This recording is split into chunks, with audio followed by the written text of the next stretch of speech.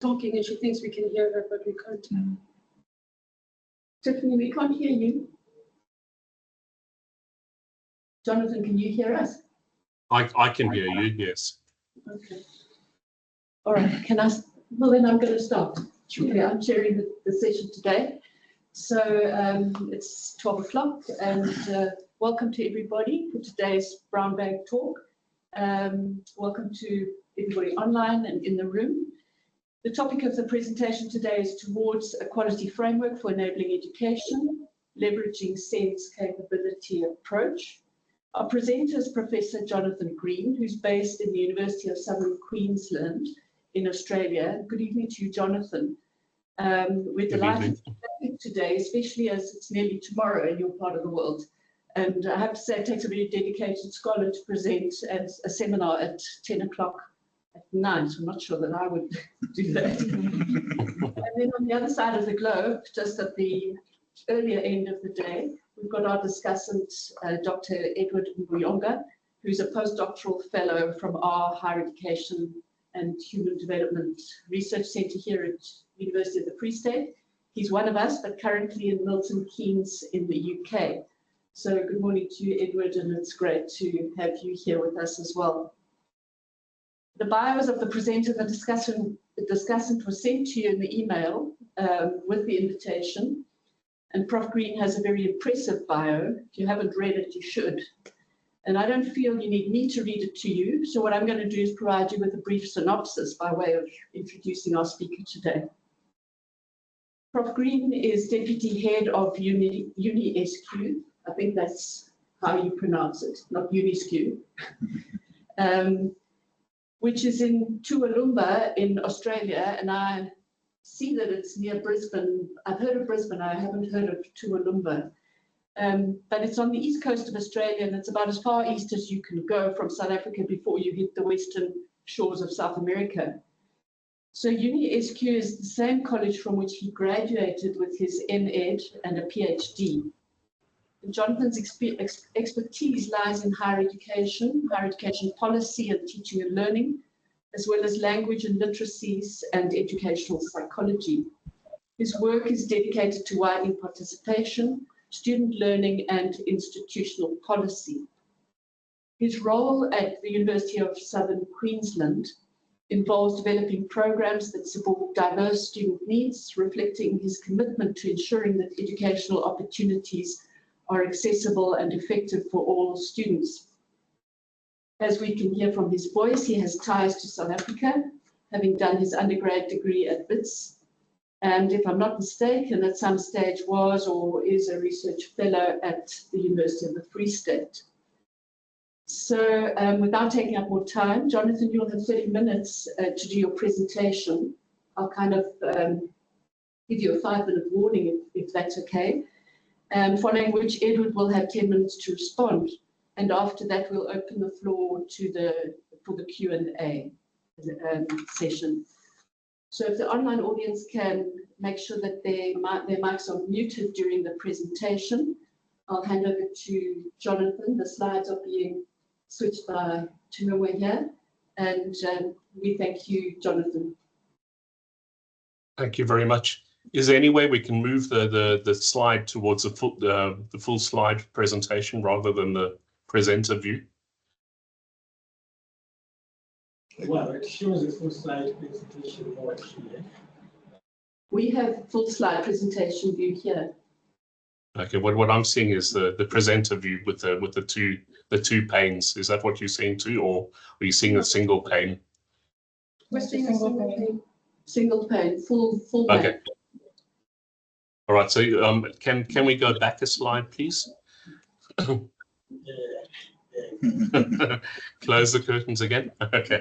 Yeah. Thank you very much for that warm welcome. It's very much appreciated. And good afternoon and good morning, and nice global audience. I appreciate that. And I really thank you for the opportunity to meet you and to talk to you today. What I'll be presenting today is very much a work in progress by my colleagues Jill Lawrence and Charmaine Davis and myself. I acknowledge the expertise within this group, the SARChI-HEHD research group, and very much welcome your feedback on this work in progress too. Our presentation is titled Towards a Quality Framework for Enabling Education, Leveraging Sens Capability Approach. And we'll be discussing how such a framework can help shape the future of enabling education in Australia, ensuring its quality and inclusivity while expanding opportunities for underrepresented groups. Okay, can we move to the next slide, please, which is the map.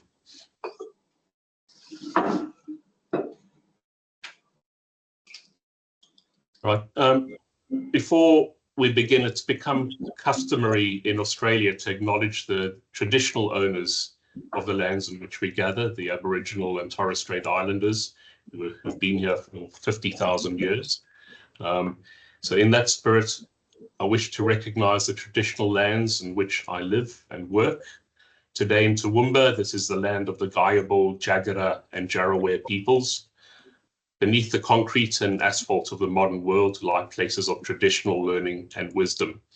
Indigenous people were the first educators and students of this land, a tradition we continue today. I acknowledge their stewardship and resilience and pay my personal respects to their elders, past, present, and emerging. Now, if you look at that map, if I was able to drive this, I'd be able to zoom in and show you exactly where I am. But if you look at the easternmost point, you'll see Brisbane. In the little spot, there's a little pink patch to the left of Brisbane. Just out of that patch in a kind of peachy coloured area. The city that I'm in is Toowoomba. I was saying earlier on that Toowoomba is very much the same size population-wise as Bloemfontein. We're just on top of the Great Dividing Range that can get a bit cold also. And actually, that's pretty much like Highveld weather, more than Bloemfontein weather. But a great place for me to have settled and to raise my kids also. I'm very much an accidental immigrant. In 1999, I travelled as far east as I could go to Taiwan. I was teaching English at that stage. I spent some time in Taiwan until I found my way to Thailand. In Thailand, I intended spending 6 months, but I ended up staying for 17 years. I got married in Thailand. My wife is from Japan. Both my sons were born in Thailand, and we moved to Australia about 8 years ago. So we're quite multicultural. My boys have got 3 passports: a South African one, an Australian one, and a Japanese one. So well-travelled in lots of ways. And I say accidental because my intention was to start as far east as I could, work my way across Asia and back down through Africa to South Africa. But life happened and I ended up going in reverse and ending up in Australia eventually also. But my heart is very much still in South Africa, and I visit when I can. So let's move on, please, to the next slide. So I'd just like to start with a vignette. And this is about an actual student, just to highlight the transformative potential of enabling education. And we'll talk in a little while about what enabling education actually is. If you haven't heard that term, it's quite unique to Australia in its label, but not in what its purpose is. So I want to share the story of an incarcerated student. About 10% of our students at UniSQ College are incarcerated. And so Pam, despite having had limited access to education throughout her life, was given the opportunity to engage in an enabling education program, which was delivered by us while serving time in prison.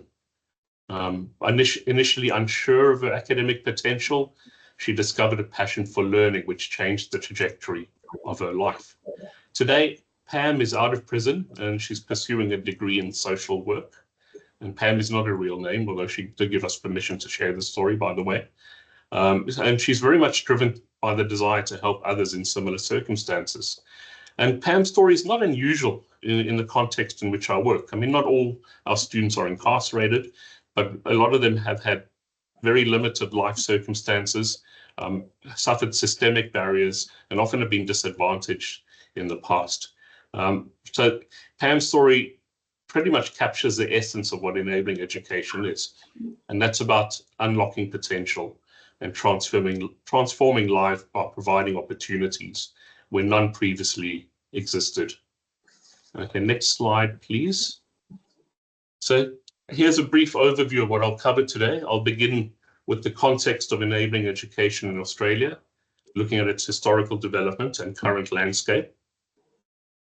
Then I'll explore why there's a pressing need for a national quality endorsement framework to standardize and enhance these programs. After that, we'll move into some of the theoretical aspects, examining the search for a robust conceptual underpinning and how Sens' capability approach offers an appropriate framework.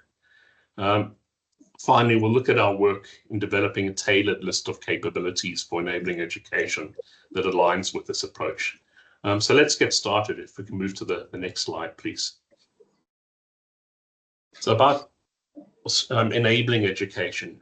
In Australia, the concept of a fair go, you'll hear it a lot, and it's central to the social fabric. So this principle, which means everyone gets an opportunity, informs our approach to enabling education, and which aims to provide an equitable opportunity for all, particularly those from disadvantaged backgrounds. Enabling education was first introduced in 1974 at the University of Newcastle, which is in New South Wales. And by 2020, it had expanded to 34 universities across the country, of which the University of Southern Queensland, where I am, is one. We're probably the second biggest at the moment. Just to clarify, I work at the University of Southern Queensland, which is abbreviated to UniSQ, but the particular unit that I work for, which takes care of enabling education, is called UniSQ College. There's a bit of confusion about naming there. But anyway, these programs, these enabling programs, are fee-free or government-funded, and they specifically target at non-traditional students, those who may not have met the traditional entry requirements for university. So this includes First Nations people, low socioeconomic status individuals, culturally and linguistic diverse students, and those from rural, regional, or remote areas. Can we go to the next slide, please? So one of the unique aspects of enabling education is its flexibility. So these programs are not part of the Australian qualifications framework, which allows institutions to design them according to their specific needs and the communities that they serve.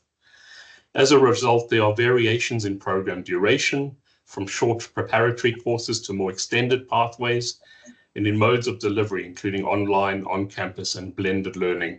We're one of those that offers a blended learning. Most of our cohort is online. We do offer on-campus flexible mode, but despite these variations, there's growing alignment across programs across Australia.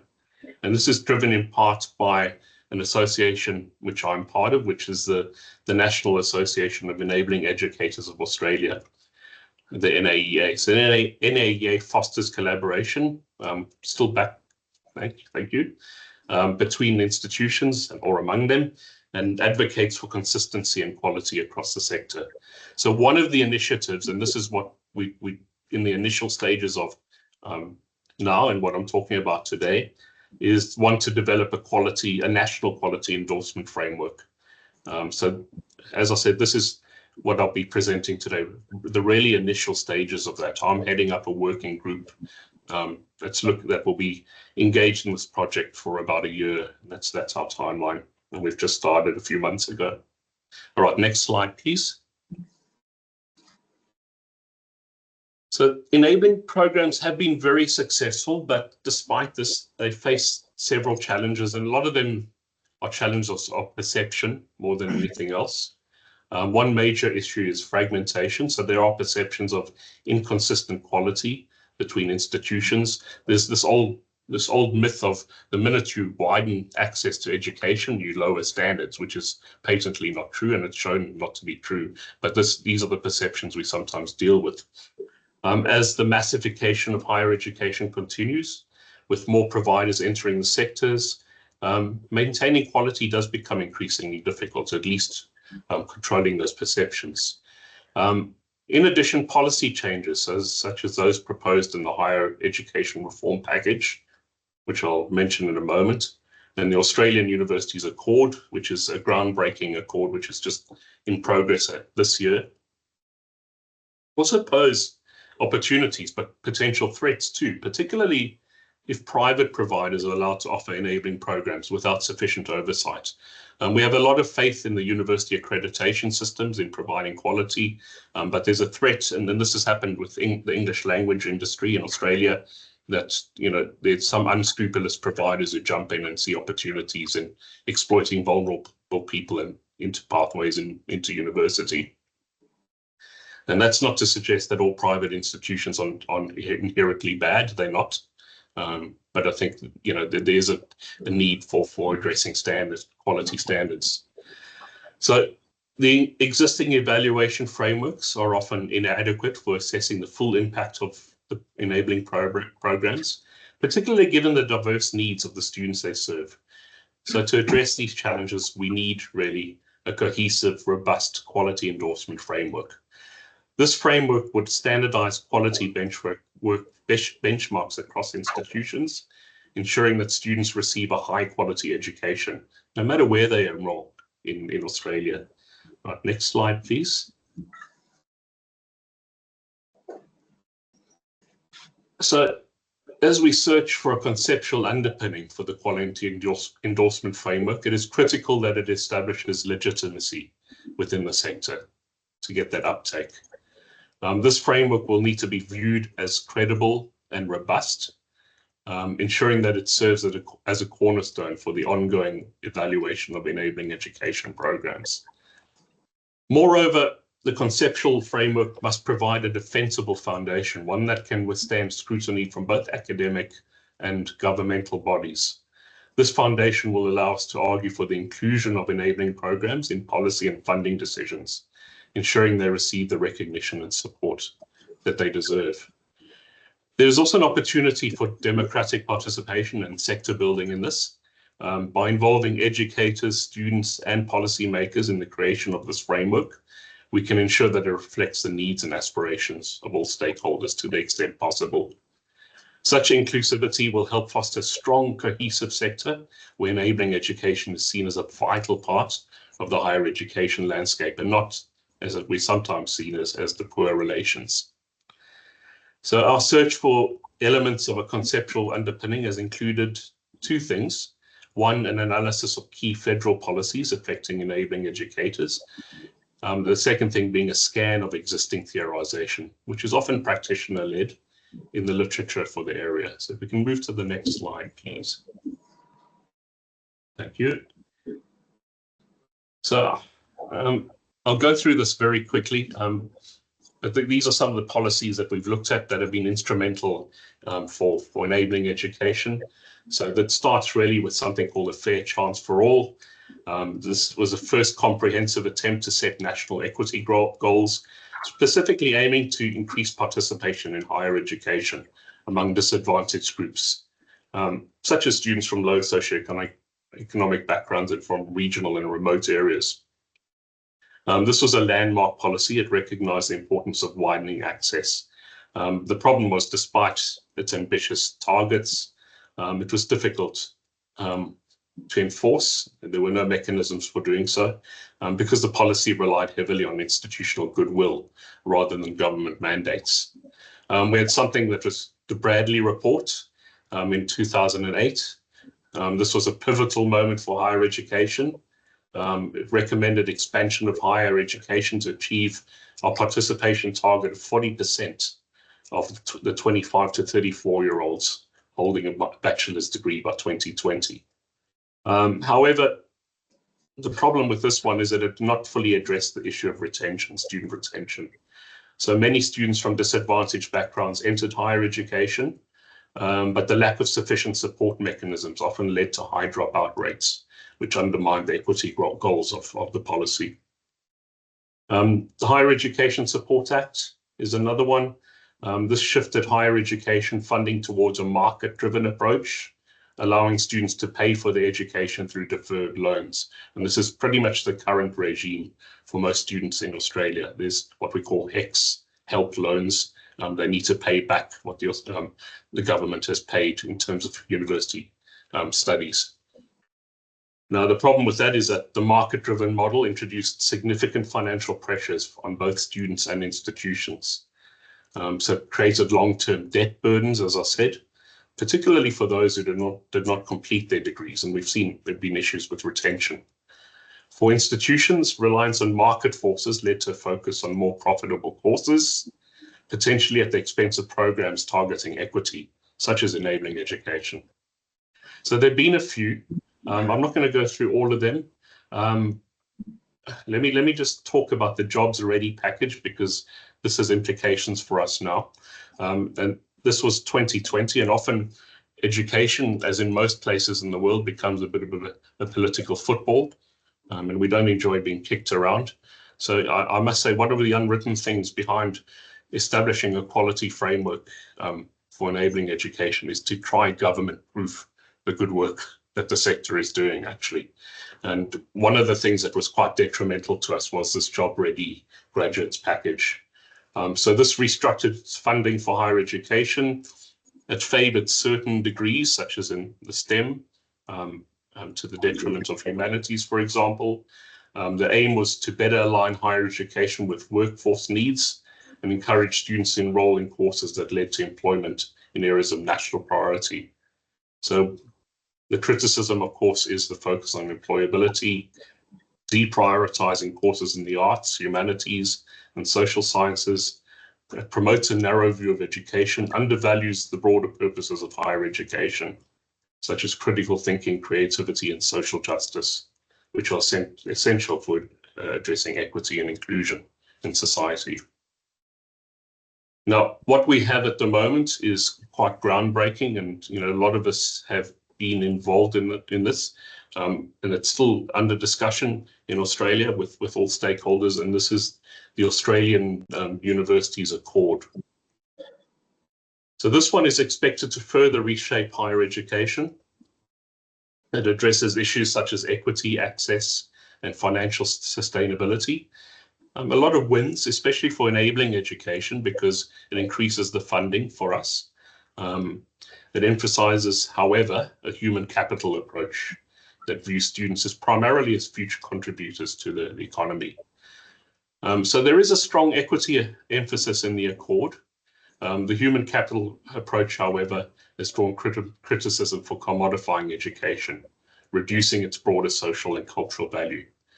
By focusing heavily on employment outcomes and workforce alignments, this approach risks sidelining the intrinsic value of education again as a means of personal and intellectual development. Additionally, it may neglect fields that are less directly aligned with immediate workforce demands that are essential for a well-rounded and critically engaged society, such as the humanities and social sciences. Okay, next slide, please. So on the whole, while the equity underpinning is a common strand in policy and in theory, we found that the policy landscape was fragmented and confusing for institutions. We also perceived a growing threat of neoliberal capture, particularly in more recent policy. Having looked at the policy landscape, we scanned the academic literature in the field of enabling education. Sometimes there's a gap between what the government thinks we should be doing and what practitioners actually do and think they should be doing. So we looked at prevalent approaches in the literature, and I'll present them here very quickly and illustratively rather than exhaustively. So these included, and you'll see these in a lot of the literature in enabling education in the Australian context.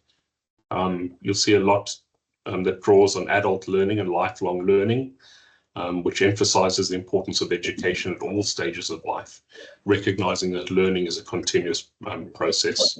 We see a lot on transformative learning, which focuses on how critical reflection can lead to profound personal change, which is a core aspect of enabling education. We see, of course, in enabling education, an emphasis on social justice and equity, and this underpins efforts to widen participation and address systemic inequalities in education. We see a lot of critical pedagogy too, inspired by Freire. This approach seeks to empower students to challenge and change oppressive social conditions. What we see a lot of also is Bourdieu's concept of capital. So this explores how social, cultural, and economic capital affects individuals' access to education and the ability to succeed within them. So this is not exhaustive again, but this is quite illustrative of some of the main approaches. And, they all have certain things in common, which is the equity and social justice, but different approaches to it. So many of these theories potentially provide elements of a sound conceptual underpinning for our framework. They are, however, very eclectic and not necessarily a bad thing, but sometimes they're even peripheral to some of the practice-led research in enabling education. Nevertheless, emerging from our analysis of the policy and theoretical landscapes is a clear brief for comprehensive conceptual framework, which I'll talk about next. Next slide, please. So from these theoretical insights, we've identified several essential components for our quality endorsement framework. And this is our emerging brief. These are must-haves. There must be responsiveness to social justice and equity. The framework must actively work to reduce inequalities in education. There must be a balance of individual agency with collective well-being. While we want to empower individual students, we must also consider the broader social impacts. We must move away from deficit-based approaches towards strength-based ones, and we must focus on what students can achieve rather than their deficits. We need to be diversity conscious, so recognizing the varied needs of different student groups, including those from indigenous, rural, and socioeconomically disadvantaged backgrounds. We need to have inclusivity and integrating indigenous knowledge systems alongside Western perspectives, promoting a holistic educational experience and a pluralistic one. So we can look at existing examples and models to see how these approaches can be adapted to enabling education. Next slide, please. So these are some approaches that we looked at. We looked at the pedagogical model for social transformation by Cuevas. This emphasizes social justice and collaboration. We looked at distributive energy justice, which advocates for equitable resource distribution and justice. We looked at the Mondragon cooperatives. These integrate social justice with economic systems. And we also looked at ethics frameworks for critical public health by Jennings. These focus on societal health over profit motives. So all of these had things that we thought we could use, but there were a lot of limitations too. So these models really addressed very specific contexts, and they didn't fully integrate all of the elements of our brief. And the models did not really consider the diversity of enabling education settings, practitioners, and students. So all of this brings us really to Sens' capability approach. Next slide, please.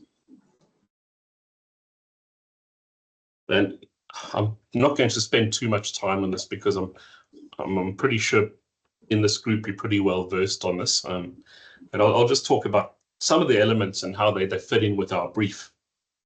So Sens' capability approach provides a particularly valuable framework for our purposes. It's comprehensive and it promotes social justice by expanding individual capabilities and ensuring that everyone has the freedom to live the life that they value. And you recognize those words, I'm sure. The approach also balances individual agency, giving students the power to make their own choices with collective responsibilities, ensuring that we foster an education system that benefits society as a whole. The capability approach is inherently strength-based, focusing on what students can do rather than what they lack. It's also deeply diversity conscious, recognizing that different students face different barriers and have unique needs. Furthermore, it promotes an inclusive approach that values diverse knowledge systems, including indigenous perspectives. And I've drawn a lot in this from Professor Melanie Walker also. All right, so next slide, please. Okay, so applying Sens' capability approach specifically to enabling education allows us to take a holistic view of education. It's not just about academic success, but it's also about promoting personal well-being and social inclusion. It also supports individual agency by recognizing students as active participants in their educational journey, capable of shaping their own futures. At the same time, the approach identifies and tackles systemic barriers such as socioeconomic disadvantages, which often hinder students from fully participating in higher education. So this aligns perfectly with our equity goals in enabling education, ensuring that policies and programs enhance opportunities for all students, particularly those from disadvantaged backgrounds. Next slide, please. So having decided on Sens capability approach as our conceptual underpinning, we've at the stage now, and this is very beginning stages, starting to operationalize the approach for enabling education. So in order to do this, we really need to develop a context-specific list of capabilities tailored to enabling education. So we've been guided very much by Rebaine's in this. The basic principles from Rebaine's is that the list should be context sensitive. So it must reflect the unique challenges faced by enabling students, many of whom come from non-traditional backgrounds. It needs to be methodologically sound. So the process for developing this list must be rigorous, involving consultation with educators, students, and stakeholders. It also needs to be comprehensive. It should cover all the key areas that are essential for student success, including academic, social, and personal development. So this list will guide the design, and it is guiding the design, delivery, and evaluation of enabling programs once it's fully developed, ensuring that we are focusing on the capabilities that matter most for our students. So we started this piece of work about a month ago. My colleagues and I, Jill Lawrence and Charmaine Davis, brainstormed an unconstrained initial list, ideal list of around 30 capabilities. That is what we ended up with for enabling education. However, through iterative refinements and feedback, and that's from within our own institution and in the NAEA working group, what I'm about to show you is the resulting list, which is still very much a draft and open to feedback, discussion, and debate. So for the first time ever globally, let me unveil that list. Next slide, please. Jonathan, if I can just let you know you've got 5 minutes left. Okay, perfect. Thank you. So you can see the list there, and I'll just give you time to have a look at that. We probably won't have time now, but I'd be very happy for you to, if you see anything that might be missing, particularly from your perspective. I'm pretty close to our context, and because of that, it's difficult to apply an objective lens sometimes. But I'm appealing to you as the capabilities experts to have a look. Is there anything that's missing? Do you see any errors in this particular list? So I'll give you a couple of minutes to reflect, and then I'll move to conclude.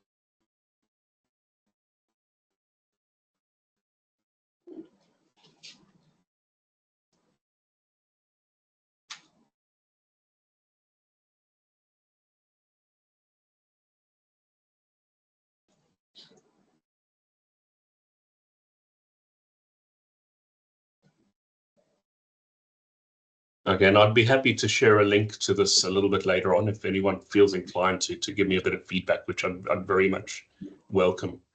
And I think let's move to conclude to the next slide, please.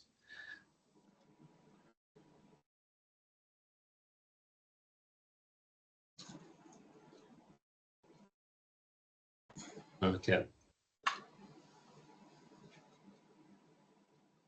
Sorry, just my own presentation's catching up with the one on screen. So, right, so to wrap up, I've covered the key elements that are shaping the future of enabling education in Australia.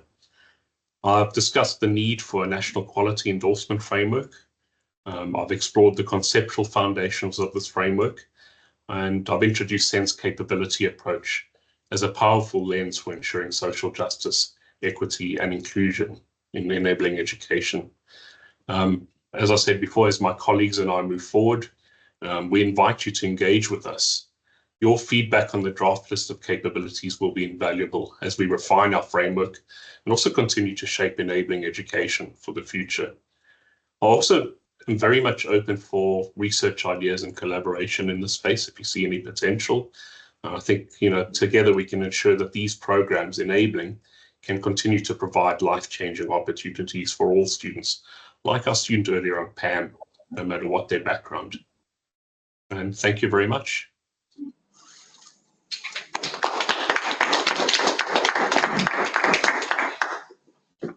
Thank you, Jonathan. I'm going to hand straight over to Edward, who's the discussant. Thank you very much, Jonathan, for the presentation.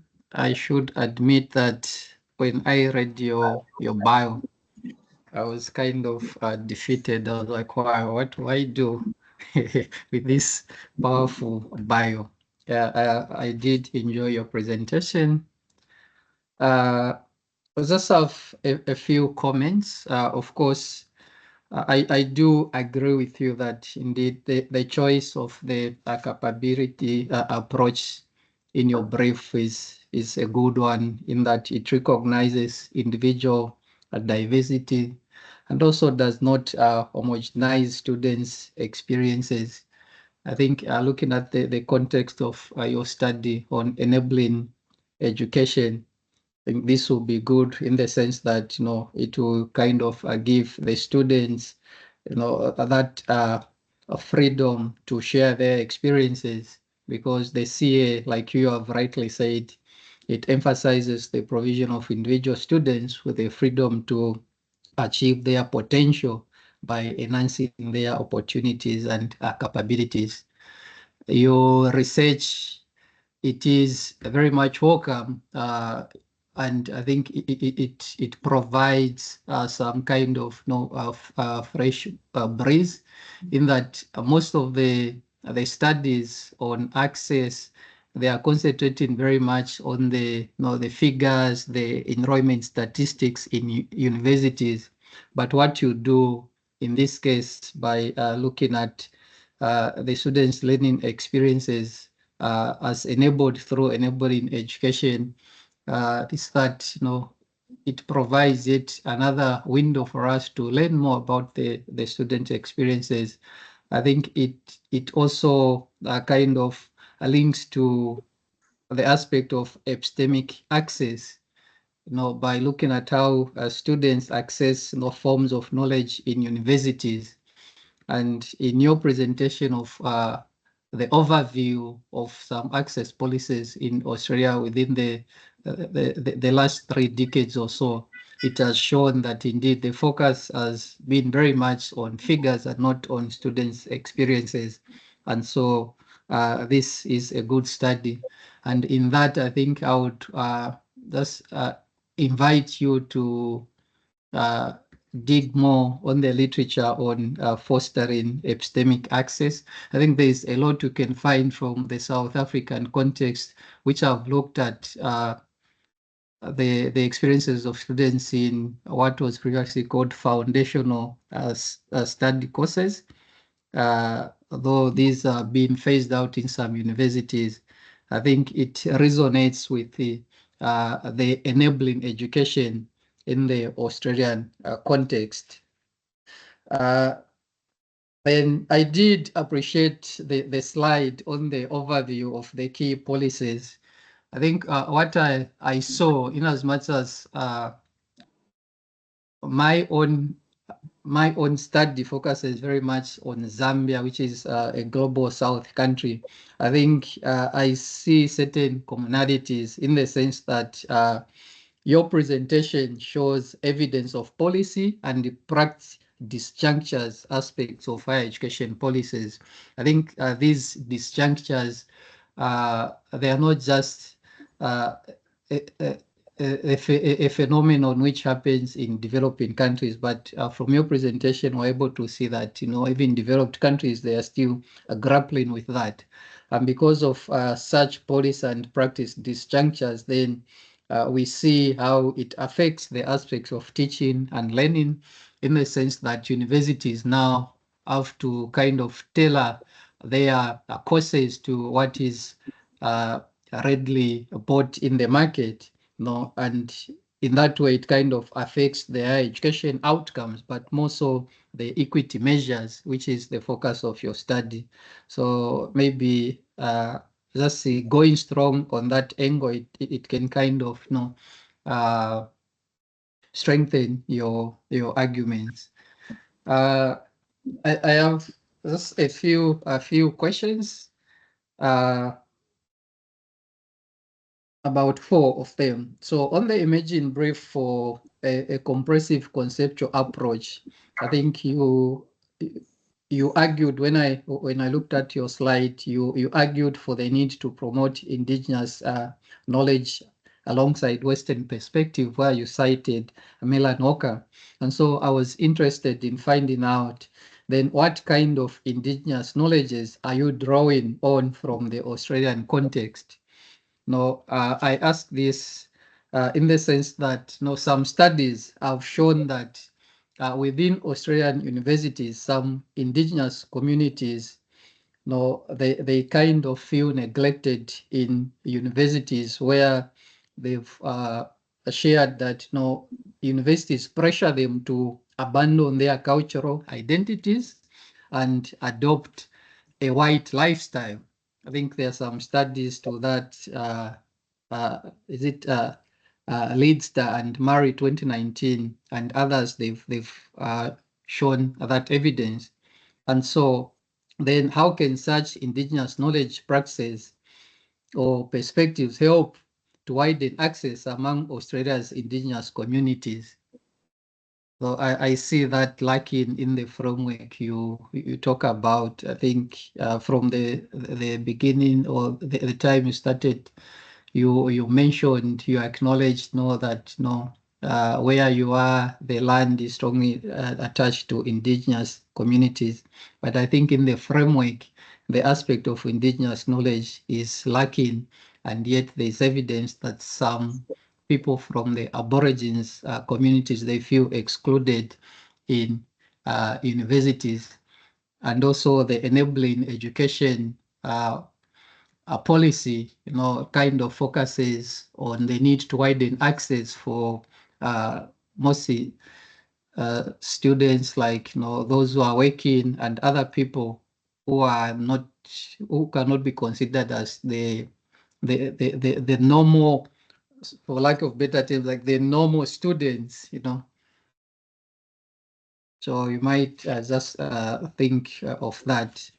And then on the capabilities list, yes, I do agree with you on the aspect of drawing on from Robben's, and on the explicit formulation of capabilities. It is clear that Robben talks of the need for a list to be explicitly discussed and defended, and this is what you are doing.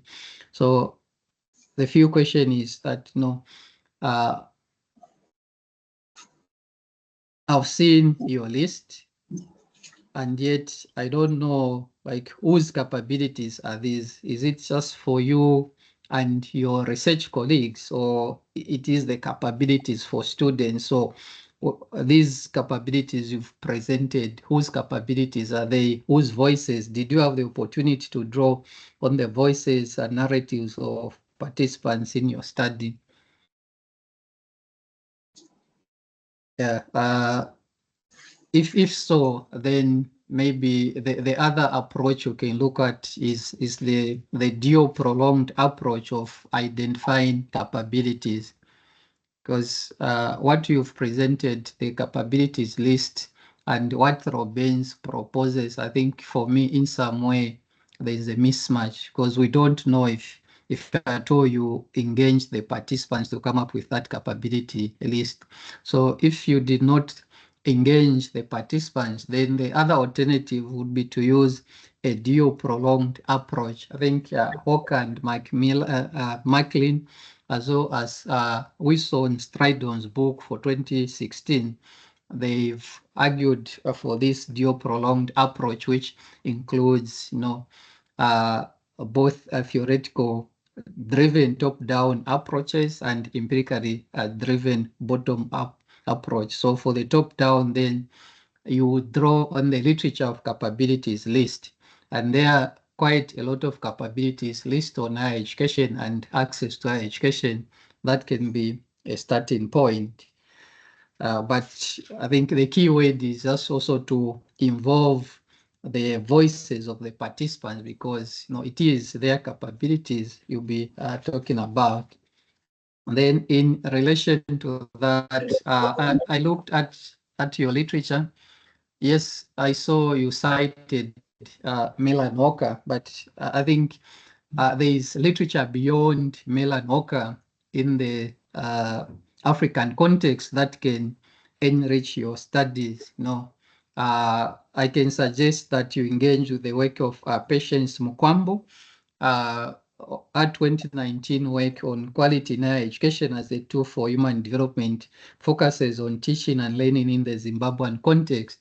And through our work, she brings critical important capabilities such as critical being, capability for work, and others. So she also tries to argue for a reconceptualization of quality from a human development and capability approach perspective. This, I think, it ties in with your work, and it will be important literature for your study, just to beef up your study. Maybe the other work you can also engage in, this is based on a South African study context by Talita Kaliza, 2019. Our work looks at enhancing the freedom to flourish in higher education, participation, equality, and capabilities. I think this would also greatly widen your understanding of capabilities, and also just to help you in identifying some of the capabilities. Then I looked at I looked at the list of your capabilities. Hello? Can I ask you to wrap up, please? Yes, I am. Yeah, so I looked at the list of your capabilities. I think they can be summarized. So, for instance, the first one, I looked at it. I think for me, I'll just go with thriving, autonomy, belonging, identity, participation, just as a way of summarizing them. I think these are my only comments. Sorry for taking so long. Thanks. That's been very valuable. Thank you. Appreciate it. Jonathan, is there anything, before we open up to the Q&A, is there anything you'd like to respond directly to in answering any of the questions Edward posed or any of the comments that he made? Look, I think there's a lot in that, and it's all been very valuable. I think touching on how we incorporate indigenous knowledge, I think you'll recognize the term epistemic violence, and we recognize that indigenous peoples in Australia have they've suffered from this from colonial times. There's big attempts in universities to redress this at the moment, which takes a lot of unlearning and learning for a lot of us who come from different perspectives sometimes. But there is a move towards pluralism. In our own college, for example, we're looking at indigenizing our curriculum, for example. So we're looking at content that reflects indigenous histories, cultures, knowledge systems, without being tokenistic, of course. So there's engaging students, indigenous students and elders. We're looking at pedagogical approaches that include indigenous approaches. We're looking at culturally safe environments for indigenous students. And there's a lot of respect and growing respect for indigenous intellectual properties and what belongs to communities, and also a big emphasis on decolonizing research methodology. So we recognize there's a lot to be done, and we're working towards that. And a capabilities framework, as you rightly point out, really needs to address that pretty strongly. Unfortunately, in a presentation of this length, it's hard to be comprehensive about all of that. So of necessity, I gloss over quite a lot. You've pointed out the disjuncture in policy and practice, and I think that's a good point to draw out. I think you rightly pointed out that we're talking about student capabilities, so the student voice is central. At the moment, we've just started the process. We intend to engage the community, we intend to engage students, we intend to engage everyone pretty widely. So part of that is actually my engaging with this group, so that we can also discuss and debate. But we will be opening up this pretty widely to the sector, and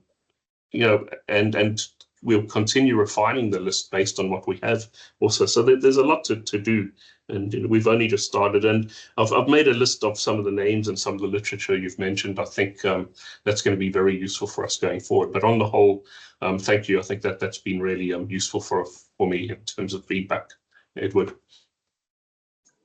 Okay. Yeah, okay. Thanks very much. We're going to open it now to questions from the floor and questions from the online audience.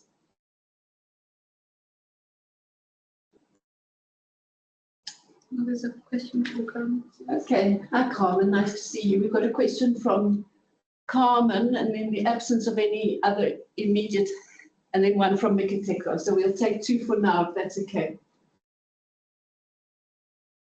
Can I go right? Yeah. There you go. Yeah. Hi, hello everyone, and hi Jonathan. Thank you very much for a lovely presentation and for a really challenging list of capabilities. And of course, what I was thinking is that being in the Australian context, talking about indigenous knowledges, how is this list not too individualistic? Because, and I say this in terms of ecological issues, but I haven't seen any of the capabilities relating to it. So I was wondering if maybe the team was to go beyond individuals to consider the environment and ecology in general. I think there's quite a big thank you for that. I think it's valuable. I think there's been quite a broad contemplation of ethos in enabling education in general. I think we recognize that institutional contexts are very different. So of necessity, I think the list is quite generic. I imagine that the level at which we'll start engaging in looking at institutional ecologies, for example, is when we start looking at conversion factors. And I think that will be pretty much part of our framework as we go forward. So I think there's scope in these capabilities to look at institutions later on and see how they apply them and whether they are leveraging these and converting them in an adequate way. I hope that answers your question, at least to an extent, but I think you've given me something to contemplate there, definitely. Thank you. We've got a question here from Mikiteko. Thanks, Jonathan. I appreciated the slide where you were showing us the kind of themes and topics or issues that are identified in the enabling education literature, but I couldn't help but sort of struggle to figure out what is distinct about the enabling education literature in contrast to literature on widening participation. So if you could explain that in simple terms. And then I wondered about how you're going to sort of promote the uptake of these capabilities. And I'm just talking, I guess, based on reflection of research that we've done in the past. We've identified capabilities, or there was a charter for inclusive education that we did, and we tried to engage the public and try to do these kind of forums where people are able to weigh in and hear about the kind of challenges that are being faced by marginalized students, but we tend to struggle with the uptake of these capabilities in policy and in practice. So I wondered if you have had a particular strategy to encourage that uptake. Thank you. Well, thank you very much for that. So the first question was to do with how enabling education is distinct from widening participation. Was that correct? Yes. Okay, so it's not distinct. I mean, I think we can see enabling education as the way widening participation is enacted, in particular in Australian universities. I think widening participation can involve a lot of strategies. It can involve things like schools outreach, for example, can involve government policy. But what I'm really involved in is where the rubber meets the road, where we're interacting with students directly in a very specific way to broaden participation in higher education. So it's not completely distinct. So you'll see, of course, a lot of overlap. But I think, again, where the specificity will come in will be on those conversion factors, where we start looking at what institutions actually do within enabling programs to actually enable widening participation. In the promotion of capabilities, I'm very much open to suggestion. At the moment, we do have a project plan, which involves sector-wide engagement. We're quite fortunate. Well, I'm quite fortunate through my involvement with the National Association of Enabling Educators to have quite a good network across institutions. I think we're quite lucky in Australia that the enabling education sector is very collaborative in nature. We're very close to students. I mean, and we're very close to our stakeholders in general. And I think we base a lot of what we do on goodwill that we've developed over the decades. So, for example, there's been quite a large benchmarking project across 9 universities quite recently that looked at how enabling programs differ or similar to each other. And we found that there's actually essentially quite a lot of similarity, despite the perception that we fragmented. So that's a starting point. I mean, we have a strong unified enabling subsector, as it were. And when you've got that, I think it's a lot easier to gain the legitimacy and to promote. We intend to engage quite widely. So through groups like this, we've got a presentation lined up. We've got a national conference in December in Darwin. I won't be there, but I'll have my co-presenters presenting something similar. And from there, we'll be opening it up, and we'll be engaging quite strongly with stakeholders, including politicians. We recognise as a lobbying group in South Africa, in Australia. So we have quite a bit of influence. So I'm open to suggestion. I'm happy to learn from where others have been also. So if you can direct me, I'm happy to know also. But I mean, we do have some strategies in place to socialise and to promote what we're doing. Great. Okay. Any other question? One last question from anybody? No? Okay, well then time is pretty much nearing the end. It remains to say thank you so much, Jonathan, for your presentation. Edward, for your engagement. I think, Jonathan, we wish you all the best. It's an ambitious program and you've got a way to go, but you've come a way. A lot of work being done. It's solidly based, and I'm sure that it's going to produce something really worthwhile. So yeah, thank you very much for your time. And for staying up so late at night to present. That's fine. I very much appreciate the opportunity. Thank you all.